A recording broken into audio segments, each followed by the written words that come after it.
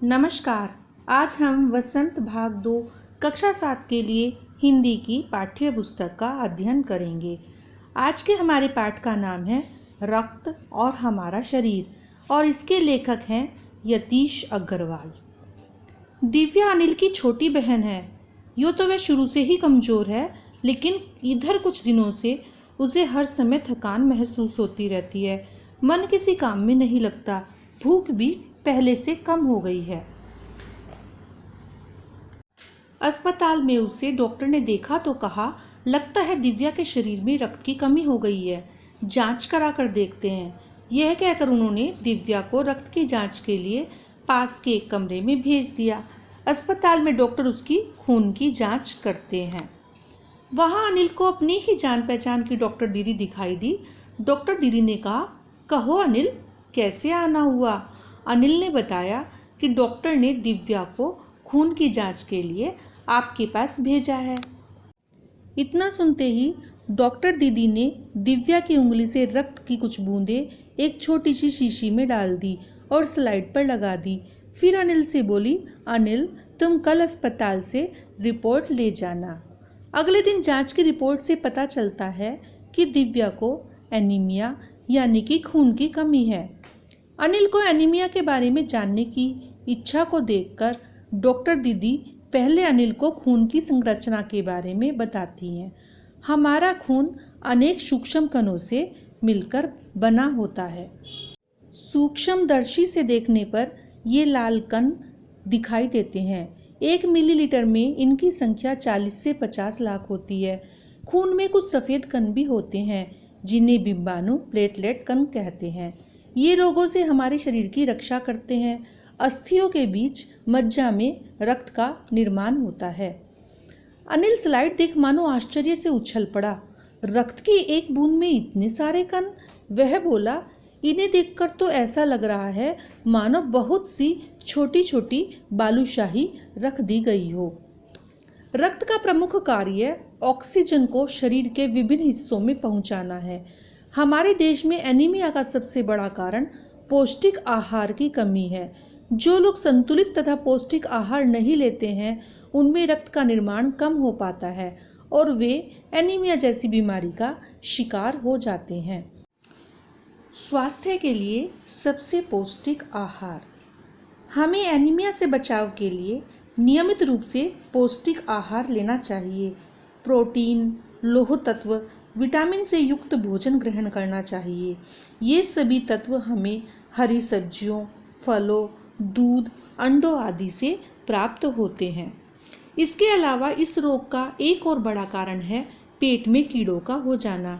ये कीड़े प्रायः दूषित जल और खाद्य पदार्थों द्वारा हमारे शरीर में प्रवेश करते हैं। अतः इनसे बचने के लिए यह आवश्यक है कि हम पूरी सफाई से बनाए गए खाद्य पदार्थ ही ग्रहण करें। भोजन करने से पूर्व अच्छी तरह से हाथ धो लें और साफ पानी ही पिएं। रक्त को 4 वर्ग समूहों में बांटा गया है तथा आवश्यकता अनुसार किसी को रक्त चढ़ाया भी जा सकता है। डॉक्टर दीदी रक्तदान हेतु प्रोत्साहित भी करती हैं तथा बताती हैं कि रक्तदान से कोई भी नुकसान नहीं होता है। अनिल डॉक्टर से कहता है कि वह भी बड़ा होकर रक्तदान करेगा। दीदी के उत्साहित करने पर अनिल रक्तदान के लिए तैयार हो गया।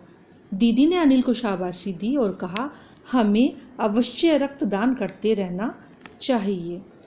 दीदी ने अनिल को आपातकालीन स्थिति स्पष्ट करते हुए कहा कि ज़रूरतमंद व्यक्ति को अगर कोई इसी रक्त समूह का व्यक्ति ना मिले तो आपात स्थिति के लिए ब्लड बैंक बनाए गए हैं। हर बड़े अस्पताल में ब्लड बैंक होते हैं जहां प्रत्येक रक्त समूह का रक्त तैयार रहता है। अतः 18 वर्ष से अधिक उम्र के व्यक्ति को रक्तदान करते रहना चाहिए। एक समय में 300 मिलीलीटर रक्त लिया जा सकता है और हमारे शरीर में लगभग 5 लीटर खून होता है। यदि हमारा रक्त ज़रूरतमंद व्यक्ति को मिले तो यह हमारा सौभाग्य होगा। शब्दार्थ। दस्तक देना, खटखटाना। सूक्ष्मदर्शी, छोटी वस्तुओं को बड़ा करके देखने का यंत्र। एनीमिया, खून की कमी के कारण उत्पन्न रोग। भानुमति का पिटारा, विभिन्न वस्तुओं का संग्रह। बिंबाणु, प्लेटलाइट कण।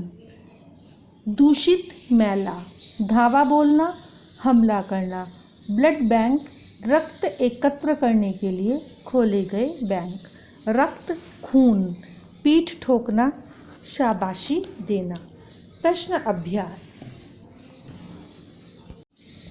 प्रश्न 1, रक्त के बहाव को रोकने के लिए क्या करना चाहिए? उत्तर, चोट लगने पर यदि रक्त बह निकले तो हमें रक्त के बहाव को रोकने के लिए घाव पर कसकर कपड़ा बांध देना चाहिए। प्रश्न 2, खून को भानुमति का पिटारा क्यों कहा जाता है?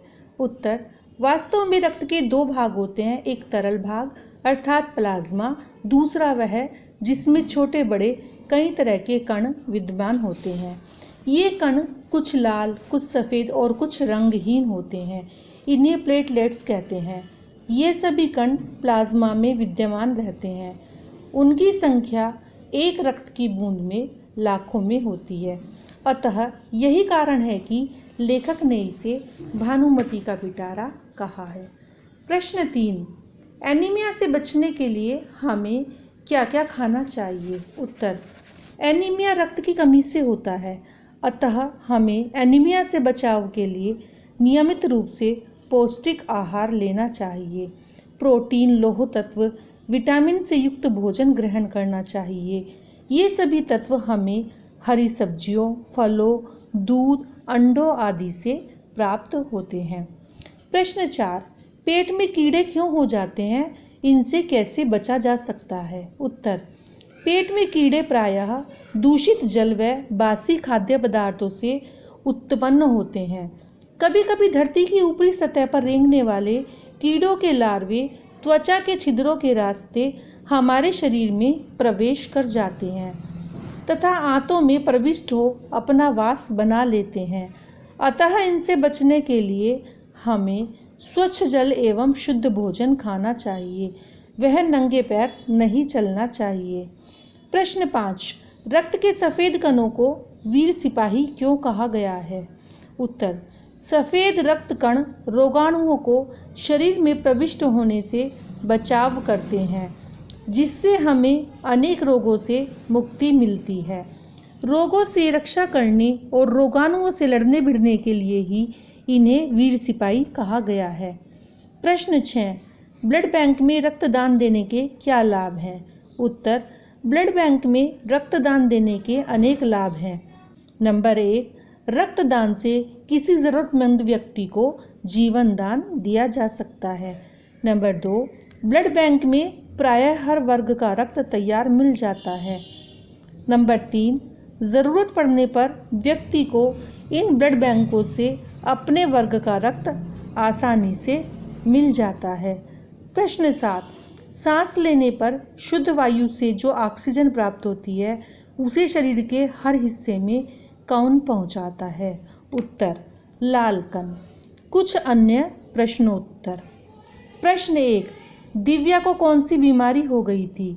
उत्तर, दिव्या को एनीमिया, खून की कमी नामक बीमारी हो गई थी।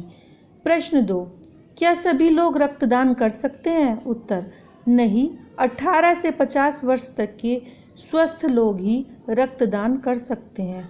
प्रश्न 3, अनिल के मन में क्या जिज्ञासा हुई? उत्तर, अनिल के मन में एनीमिया के बारे में विस्तार से जानने की जिज्ञासा हुई। मूल्यांकन। एक बार की बात है, मनुष्य ने भगवान से कहा कि भगवान, आज के विज्ञान के युग में कौन सा ऐसा काम है जो मनुष्य नहीं कर सकता? भगवान ने मुस्कुराकर कहा, ठीक है, तुम मुझे एक मनुष्य बनाकर दिखाओ। तो मनुष्य ने कहा, ठीक है, इसमें कौन सी बड़ी बात है। जैसे ही आदमी ने ज़मीन से मिट्टी उठाई, भगवान ने कहा, रुको, पहले मैटर यानी कि पदार्थ तैयार करो। यह बात सुनकर मनुष्य का सिर शर्म से झुक गया। इंसान चाहे कितना ही बड़ा क्यों ना हो जाए, कितनी ही तरक्की क्यों ना कर ले, भगवान की बराबरी नहीं कर सकता। जैसा कि आप जानते हैं कि हमारा शरीर 5 तत्वों वायु, जल, अग्नि, आकाश और पृथ्वी से बना है। मनुष्य इनमें से एक का भी निर्माण नहीं कर सकता। उसी प्रकार रक्त भी मनुष्य के शरीर में भगवान की देन है। आज इतनी तरक्की के बाद भी मनुष्य इसका निर्माण नहीं कर पाया। ज़रूरत पड़ने पर उसे रक्तदान लेना या देना पड़ता है। शिक्षा। अतः हमें भी जीवन में रक्तदान करते रहना चाहिए ताकि किसी का जीवन बचाया जा सके। धन्यवाद।